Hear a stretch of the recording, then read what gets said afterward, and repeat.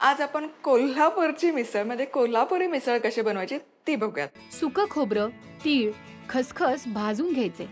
आता कांदा, आलं लसूण पाकळ्या सोनेरी रंगावर परतायचे. आता गरम तेलात कांदा सोनेरी रंगावर परतायचा. त्यात आलं लसूण पेस्ट, हळद आणि मोड आलेली मटकी घालायची आणि परतून घेत यात पाणी आणि चवीप्रमाणे मीठ घालायचं आणि ही मटकी वाफवून घ्यायची. आता तीळ, खसखस, खोबरं वाटून घेत आणि कांदा पण यात वाटून घ्यायचा.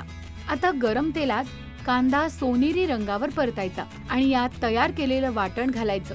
यात कांदा लसूण मसाला, तिखट आणि बेसन आणि चवीप्रमाणे मीठ घालायचं आणि पाणी घालून या मिश्रणाला उकळी काढायची आणि अशा पद्धतीने सर्व करायची.